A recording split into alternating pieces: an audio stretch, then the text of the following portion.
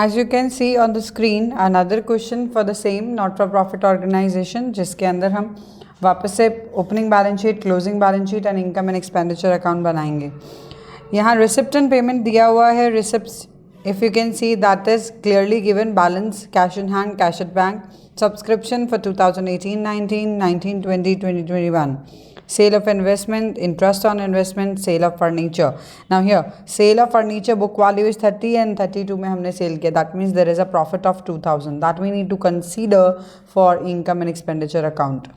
Payments: rent, salary, postage and courier, electricity charges, furniture, book, defense bond, scholarship to needy students, and then cash in hand and cash at bank. That is the closing one, which will take to the closing balance sheet.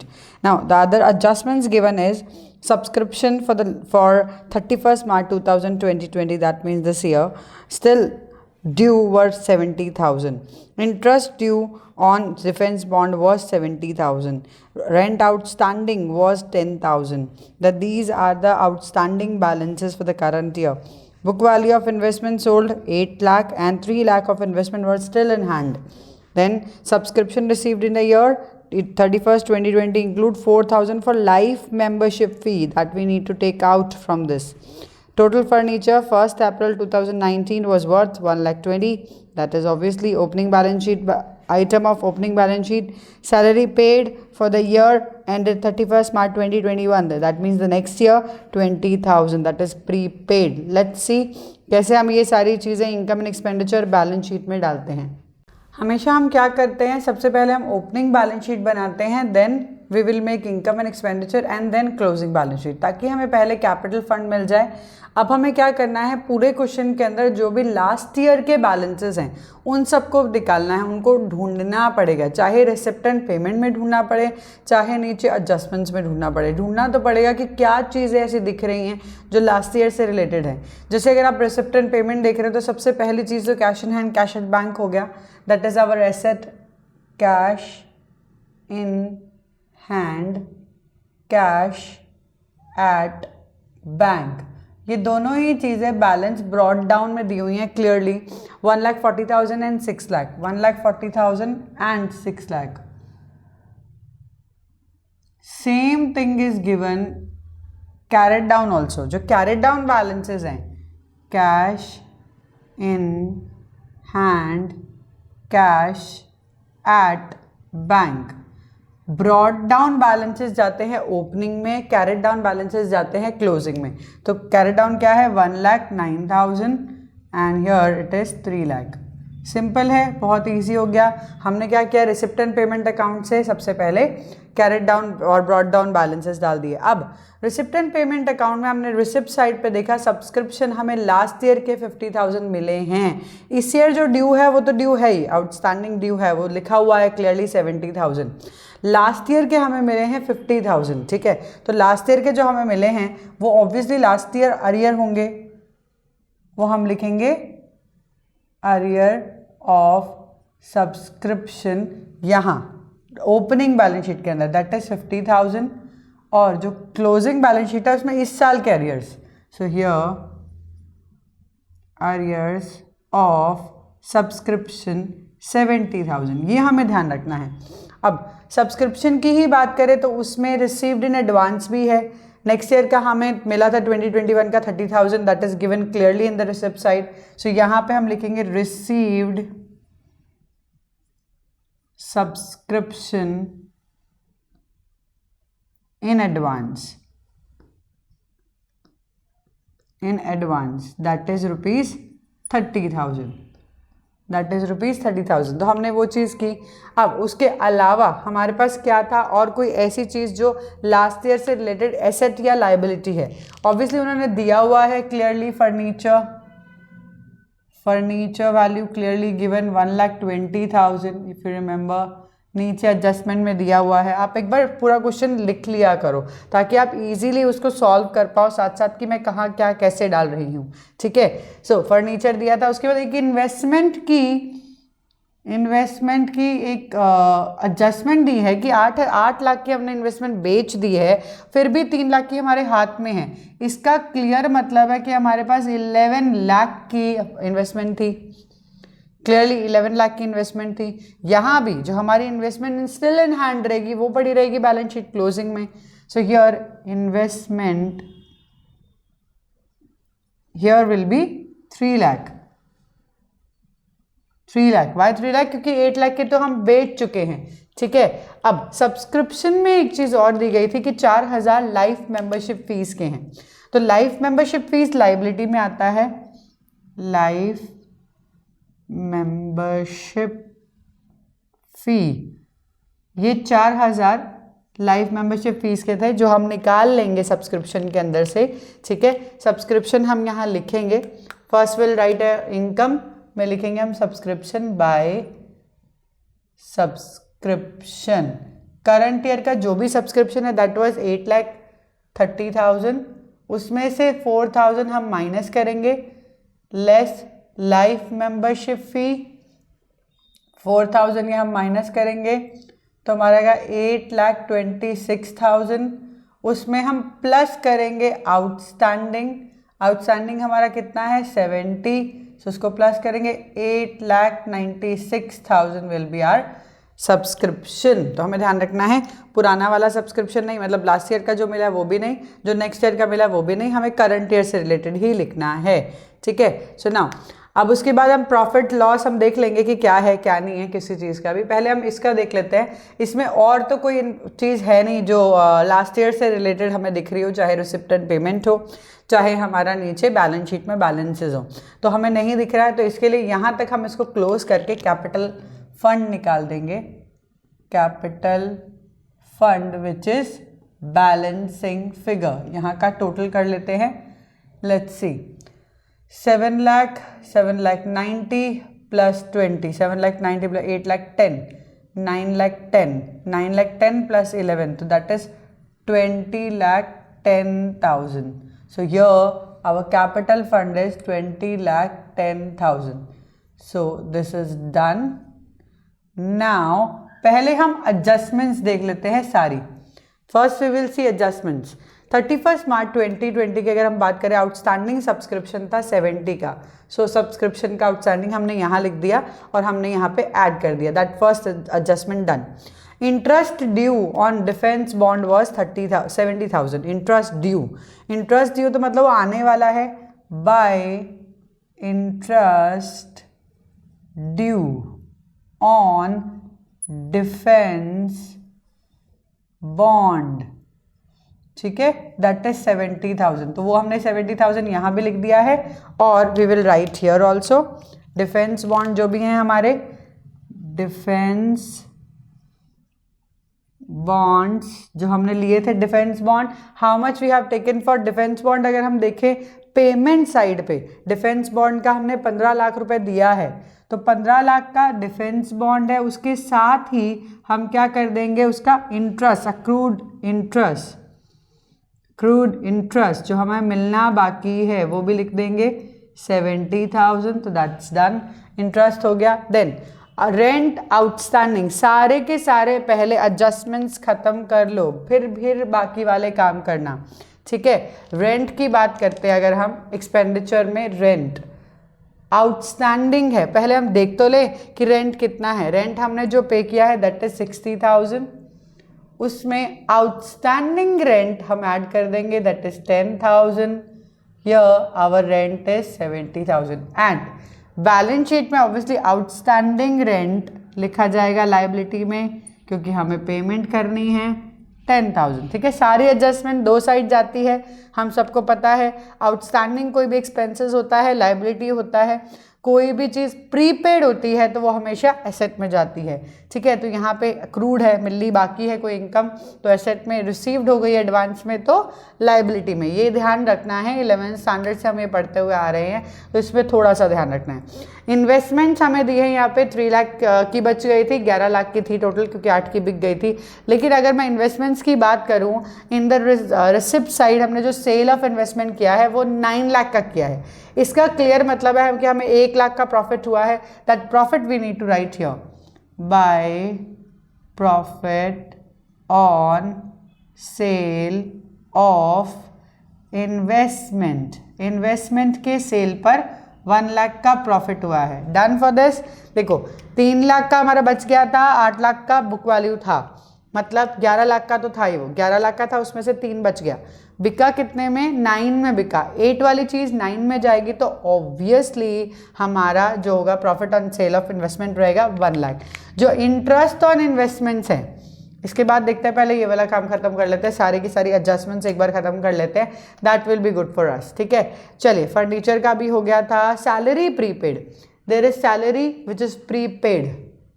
Salaries देख लेते हैं हमने कितनी pay की हैं पहले। Total salaries which we have paid is 1,20,000। इसमें से माइनस करेंगे प्रीपेड सैलरी।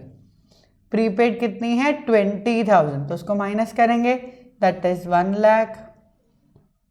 यस, सो हम यहाँ पे लिखेंगे प्रीपेड सैलरी एसेट में। अभी बताया मैंने प्रीपेड एक्सपेंसेस एसेट में, आउटस्टैंडिंग एक्सपेंसेस लायबिलिटी में।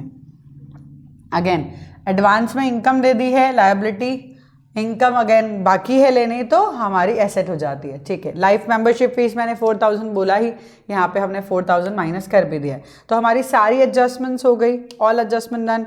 पहला उन्होंने आउटस्टैंडिंग सब्सक्रिप्शन का बोला था 70, we have added here also. Second उन्होंने बोला था हमारा इंटरेस्ट ड्यू है डिफेंस पे, ये भी लिखा, यहाँ भी लिखा, अक्रूड इंटरेस्ट है डिफेंस बॉन्ड पे। फिर रेंट आउटस्टैंडिंग बोला, रेंट में हमने ऐड कर दिया और रेंट का आउटस्टैंडिंग यहाँ लिख दिया 10,000। Then they have told us about the investment, हमने इन्वेस्टमेंट का प्रॉफिट भी डाल दिया। Then they told us about the furniture. Furniture एक चीज़ ध्यान रखना, यहाँ भी है तो यहाँ पे भी होगा फर्नीचर। सो ऑब्वियसली हमारा फर्नीचर भाग थोड़ी जाएगा जब तक वो सेल ना हो। 1,20,000 देख लेते हैं, अगर कोई डेप्रिसिएशन वगैरह कुछ है तो chances are very less, but ठीक है देख लेते हैं एक बार फिर भी, अगर बाहर नहीं होगा कुछ तो हम बाहर लिख देंगे। सैलरी प्रीपेड हमारा हो चुका है, सैलरी वाला काम। लाइफ मेंबरशिप फीस के अंदर वो जो अपना सब्सक्रिप्शन है उसके अंदर 4,000 लाइफ मेंबरशिप फीस था, वहाँ से निकाल लिया हमने, उसको लाइफ मेंबरशिप फीस में डाल दिया, that is liability. Life membership fees मतलब कैपिटलाइज्ड है। अब हम क्या करेंगे, सारे रिसिप्ट एंड पेमेंट देख लेते हैं। पहले receipt side, cash in hand हो चुका है, कैश एट बैंक हो चुका है। सब्सक्रिप्शन 50,000 लास्ट ईयर का outstanding, current year 8,30,000, future year 30, वो भी हो चुका है। चलिए सेल ऑफ इन्वेस्टमेंट 1 लाख का, हमें वो वाली चीज़ भी हमने लिख ली है, प्रॉफिट भी लिख लिया है एंड सेल भी लिख लिया है। ठीक है, सेल ऑफ फर्नीचर आ गया, सेल ऑफ फर्नीचर। अब यहाँ पे इंटरेस्ट ऑन इन्वेस्टमेंट भी है 20,000। पहले हम इंटरेस्ट ऑन इन्वेस्टमेंट लिख देते हैं, bye interest on investment, bye interest on investment is how much? 20,000।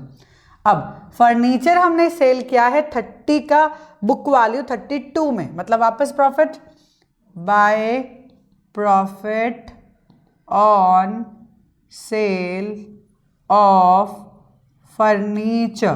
तो फर्नीचर के सेल पे हमें कितना मिला? 2,000, लेकिन 30,000 का चला गया ना, 30,000 का फर्नीचर गया सेल। सो बेसिकली हमारे पास कितना बचा? 90,000। तो 90,000 का फर्नीचर बचा। चलिए रिसिप्ट साइड की तो सारी चीज़ें हो चुकी, profit on sale of furniture भी हो गया। अब हम देखते हैं एक्सपेंडिचर साइड। चलो सबसे पहले डिफेंस बॉन्ड, हमने डिफेंस बॉन्ड डाल दिए हैं, वो हमारी एसेट है। नहीं, सबसे पहले रेंट था, चलो पहले रेंट हो गया, सैलरी हो गया, पोस्टेज एंड कुरियर डाल देते हैं, postage and courier. Postage and courier was 3,000 rupees here. Chale, the next one, electricity charges. Electricity charges, जो हमारे electricity charges है that is rupees 60,000. Then next was furniture, हमने purchase भी किया है। ओके, सो हमने यहाँ पे फर्नीचर परचेज किया है, दैट्स फॉर रुपीज़ 2 लाख। ये हम ऐड करेंगे परचेज और यहाँ पे हमारा 2,90,000 आ जाएगा, ये हमें ध्यान रखना है। फर्नीचर हमने परचेज किया है 2,90,000 हो गया हमारा। बुक्स हमने परचेज किया 30,000 की, बुक्स 30,000, इसका टोटल हम देख लेंगे।